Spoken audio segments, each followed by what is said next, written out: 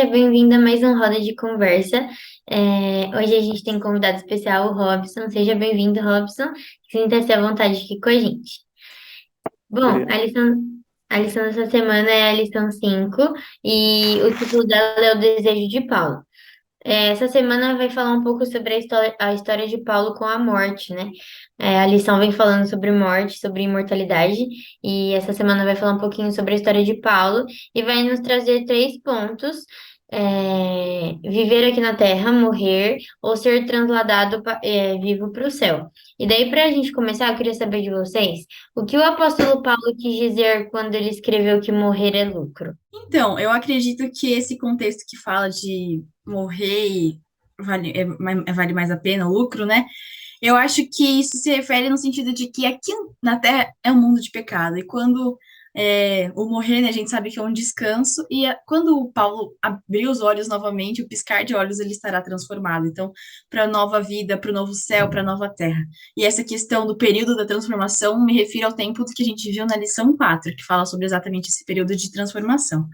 Então, eu acredito que é exatamente porque o que nos espera é uma nova vida e um novo lar sem mais pecado e para viver eternamente com Deus. No meu entendimento, eu primeiro procurei entender qual que era o momento que Paulo estava vivendo, né?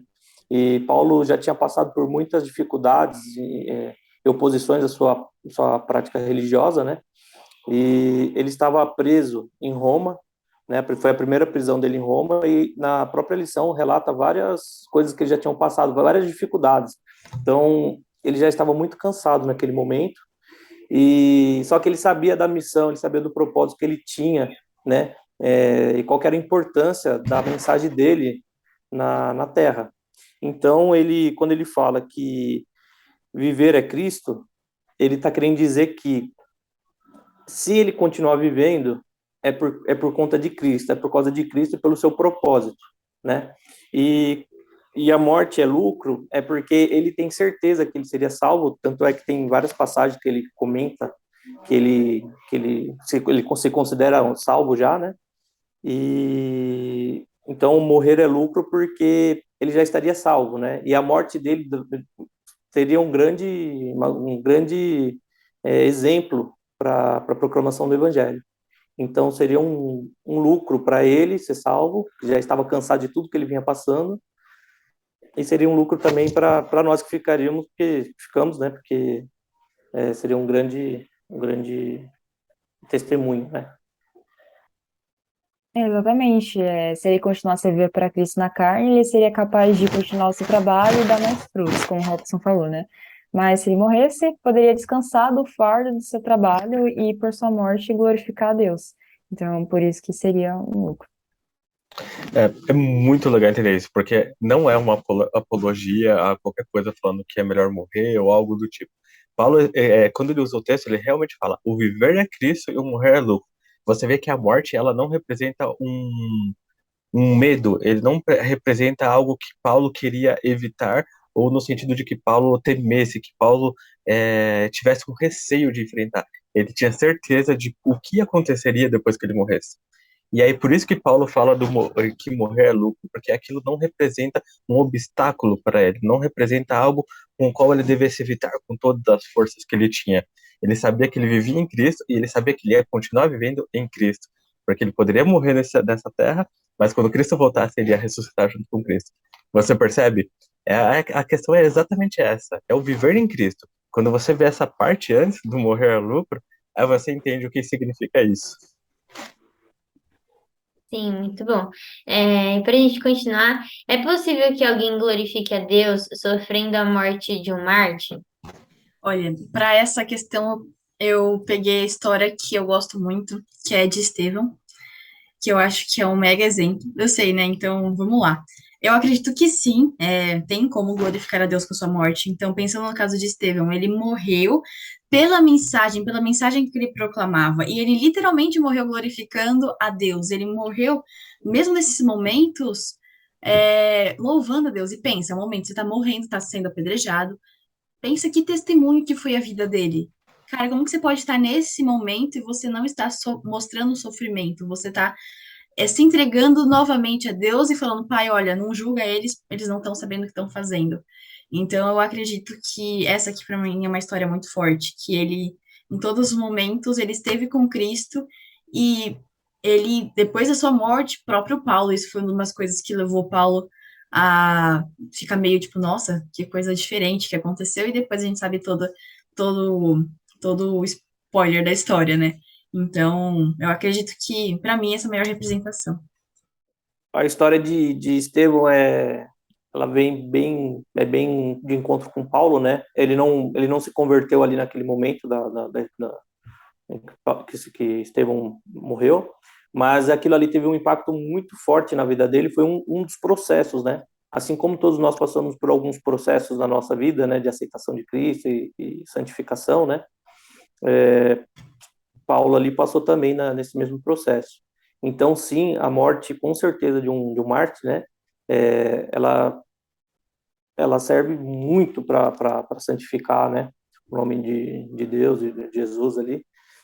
E no caso de Pedro também foi dessa forma, teve dessa forma, né? E no caso de Paulo também foi, porque o final ali da história de Paulo também é uma coisa muito impactante, né? A morte dele. Então, me faz refletir como nós podemos também fazer isso na nossa vida. Quais mortes que a gente também pode passar para poder glorificar o nome de Cristo, né? Na nossa vida. Então, são coisas pequenas que nós podemos morrer na nossa vida, mas nós estaríamos glorificando o nome de Cristo, serviria de um testemunho enorme, né? E muitos de nós passa por isso todos os dias, né? Nós precisamos morrer um pouquinho de nós e, né? O eu tem que ir morrendo e o Cristo tem que ir crescendo. Sim, eu gosto muito também do testemunho de Estevão, da história dele. E através daquela serenidade toda que ele teve no momento da morte, Paulo ficou impressionado e mais para frente ele foi convertido, né? Como vocês comentaram. Então, até na morte, Estevão glorificou a Cristo. Isso serve para nós, de lição, né? De que como a nossa vida deve servir para dar frutos para a glória de Cristo. Olha, eu achei essa pergunta muito profunda, sério mesmo. Tipo, eu tive dificuldade de responder isso. Porque a resposta que vem a princípio é sim, a da pergunta é possível glorificar a Deus sofrendo a morte como um mártir, mas eu acho que é um caso extremo de fé. É tipo assim, é aquele momento que se tivéssemos qualquer sociedade minimamente decente, qualquer sociedade minimamente saudável, ninguém deveria passar por isso.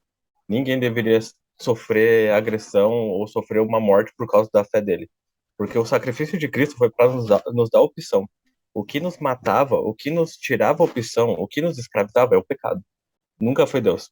Entende? Deus ele veio para morrer não para só mudar o lado que nos prendia. Foi para permitir que você pudesse escolher quem nós queríamos servir, quem nós queremos servir. E aí Cristo oferece liberdade. Então, nem nós, nem seja lá quem for, eu acredito que tem o direito de chegar a ponto de tirar a vida de alguém por algum motivo religioso ou motivo de fé, sabe? Então, na minha visão, é um caso bem extremo. Mas a gente tem essa certeza que nem quando o Paulo falou que morreu é lucro, a gente tem que fortalecer a nossa fé cada dia, caminhar com Cristo, conhecer a Deus, para que se eu ou você, ou seja lá quem for que estiver vendo essa mensagem, se encontre em algum momento numa situação do tipo, que não é uma situação que deveria acontecer, não é o mundo que Deus quer, você possa escolher se manter firme a sua fé, porque você tem a certeza que você vive em Cristo. E quando você vive em Cristo, ninguém pode tirar essa vida de você. Sim. Só gostaria de complementar no Salmo 116, 15, 116, 15, está escrito assim: Preciosa é aos olhos do Senhor a morte dos seus santos. Que forte. Então, Deus dá um grande valor aos seus santos, né? As pessoas que participam da sua obra, né? Muito bom. Bom, agora é o momento de eu falar aí, então, Léo, pode rodar a vinheta. Momento Fala aí! Bom, como você já sabe, esse é o momento que a gente vai resumir a lição em uma palavra e você pode deixar essa palavra aqui nos comentários também. A palavra que eu escolhi foi escolha. Escolha em permanecer em Cristo, em combater o bom combate, como Paulo fez, e esperar a volta de Cristo, né? Escolher esperar a volta de Cristo, permanecendo nele. A minha palavra é testemunho, porque eu acredito que o testemunho nada mais é do que, ou melhor, vida, né? A nossa, ou enfim, um ou outro. Eu acho que mais que o testemunho, né? Da gente testemunhar a nossa vida, ser um testemunho vivo do amor de Deus e o viver com Cristo, né? Que isso possa ser refletido na nossa vida. E, e se for preciso morrer, que a nossa vida também tem esse testemunho para dar. O que eu pensei foi propósito. Apesar de tantas dificuldades que Paulo estava passando ali, que ele já tinha passado e que ele ainda passaria, ele não recusou o propósito dele e ele entendeu exatamente qual era a missão dele. Então ele seguiu firme, que até na sequência desse trecho aqui, no 22 e no 23, no 25 e no 26, ele faz a escolha dele, e a escolha dele é ficar com os filipenses, né? Para eles poderem progredir na fé. Então, por maior a dificuldade que ele estava enfrentando, o propósito foi o que falou mais alto na vida dele. E é o que deve falar mais alto na nossa vida também. Eu escolhi a palavra frutos porque o ensinamento que mais marcou nessa lição foi o dever, de engrandecer a Cristo, quer seja vida, quer seja pela morte. Nossa, Cat, eu adorei essa palavra. Eu também fui nessa ideia. A minha palavra foi clareza, porque é realmente a clareza para entender que nós só conseguimos viver através de Cristo. E quando nós vivemos através de Cristo, Cristo também se mostra para as outras pessoas através da gente. É como se a vida fosse se espalhando, entende? Então outras pessoas podem viver através da gente e não é o Mateus deixando de existir nessa terra que vai impedir que Cristo alcance ou dê vida para mais pessoas. Então, é ter clareza do que Cristo está propondo para a gente e qual o propósito, qual o papel que nós estamos desempenhando para Ele nesse mundo. Certeza. Para a gente finalizar aqui a lição, eu quero ler um texto de sexta-feira que diz assim: Mais perto de Cristo estará aquele que na terra mais profundamente viveu seu abnegado amor. Amor que não se ensoberbece, não procura os seus interesses, não se exaspera, não se ressente do mal. Amor que leva o discípulo, como ocorreu com o Senhor, a dar tudo, a viver, a trabalhar, a sacrificar-se, até a própria morte pela salvação da humanidade. Essa disposição foi manifestada na vida de Paulo. Ele declarou: Para mim, o viver é Cristo, pois na sua vida revelava Cristo aos seres humanos, e o morrer é lucro, lucro para Cristo. A própria morte mostraria o poder de sua graça e atrairia as pessoas para ele. Será Cristo engrandecido no meu corpo, disse o apóstolo, quer pela vida, quer pela morte.